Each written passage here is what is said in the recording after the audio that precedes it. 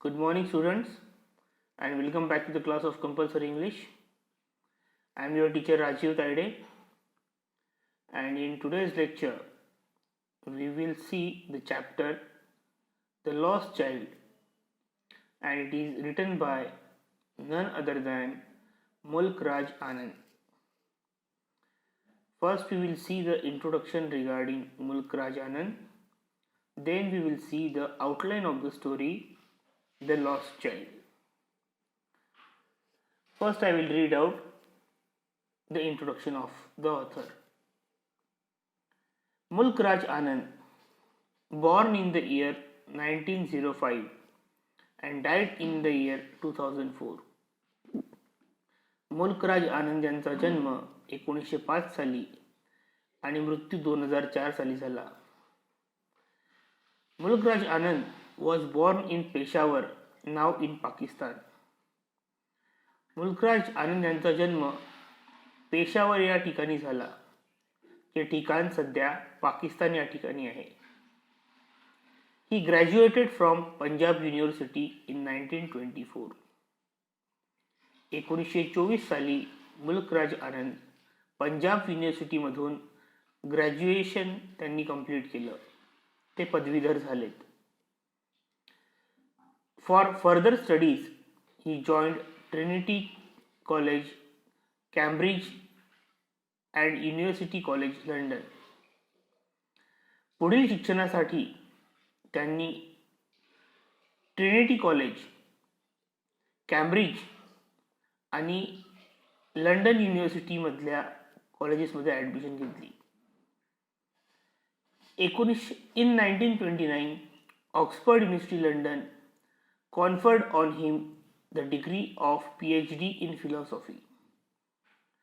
1929 साली ऑक्सफर्ड विद्यापीठ लंडन यांनी त्यांना फिलॉसॉफी या विषयात PhD ची पदवी प्रदान केली.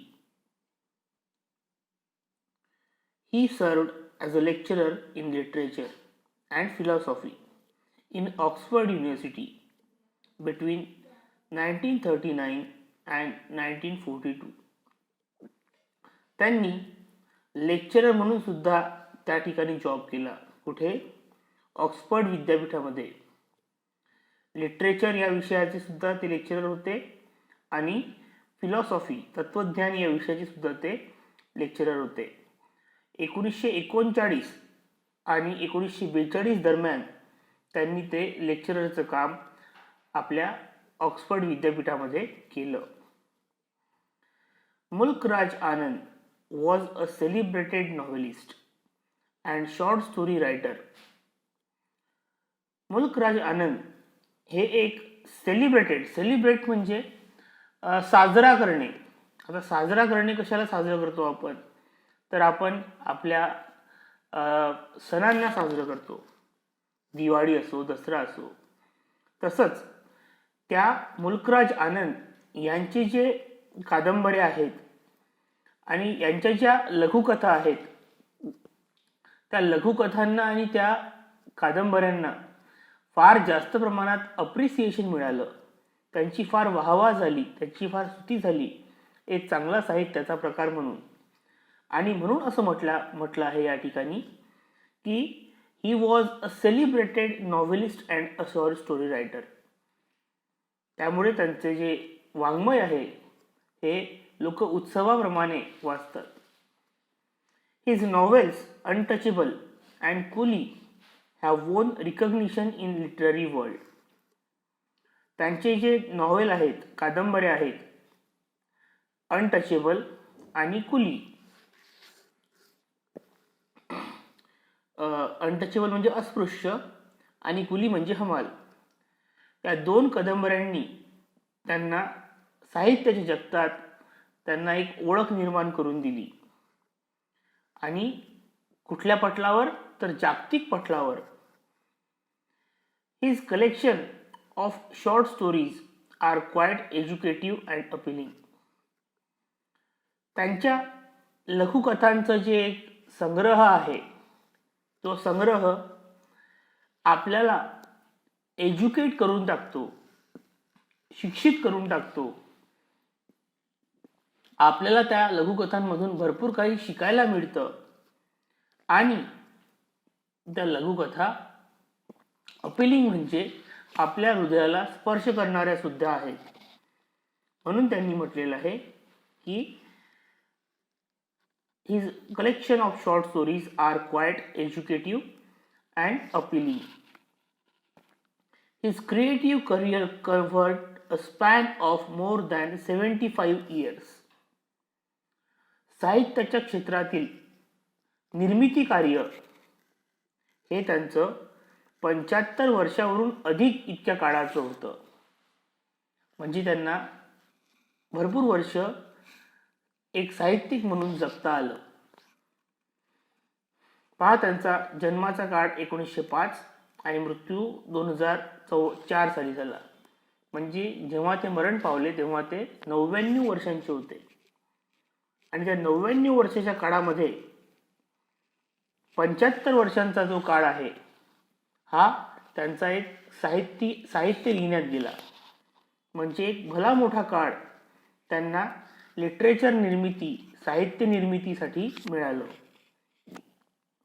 No other Indian writer save Rabindranath Tagore has exhibit such versatility as Mulk-Raj Anand, who not only dealt with wide range of subjects but also used his pen for a long duration to express his creative and critical caliber. भारतामध्ये रवींद्रनाथ टागोर सोडून दुसऱ्या कुठल्याही लेखकांनी इतकी विविधता आपल्या लिखाणामध्ये दाखवली नाही. मुल्कराज आनंद हे फक्त खूप मोठ्या वाईड रेंज ऑफ सब्जेक्ट्स म्हणजे आपल्या लिखाणामध्ये त्यांनी जवळपास सगळेच विषय कव्हर केलेले होते. तर म्हणून त्यांनी म्हटलेलं आहे wide range of subjects but also use this pen for long duration to express creative and critical calibre. परंतु त्यांनी आपला जी लेखणी आहे ती त्या ठिकाणी क्रिएटिव्ह निर्मिती आणि क्रिटिकल म्हणजे टीकात्मक टिप्पणी करणे ज्याला म्हणतो आपण.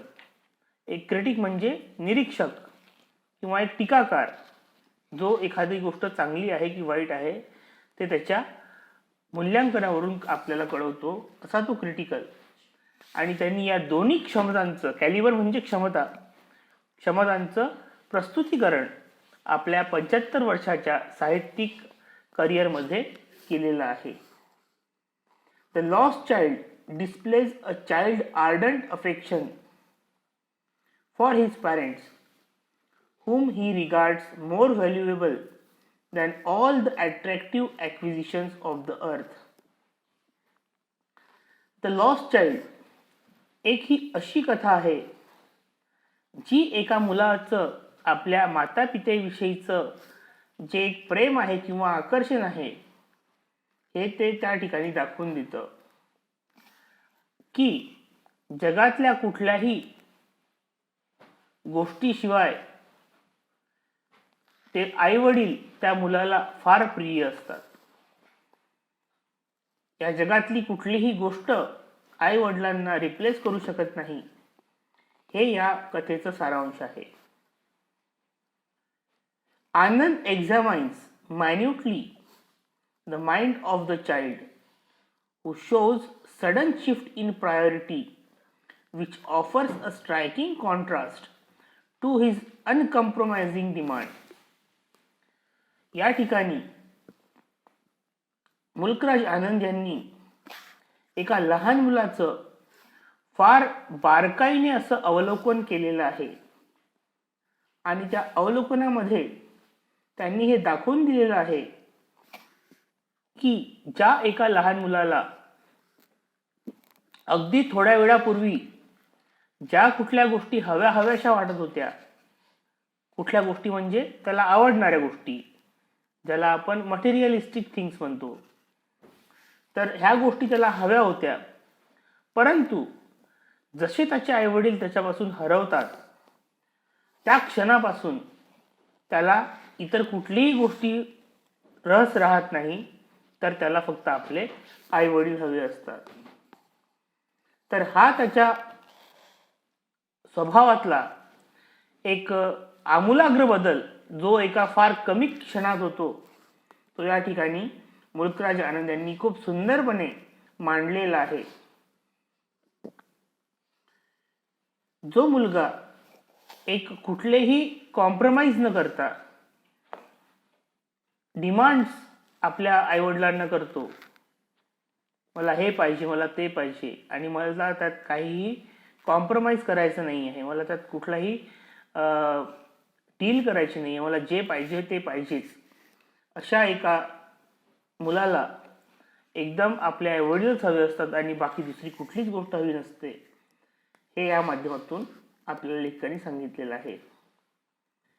When in the fair, along with his parents, the child wanted one after another.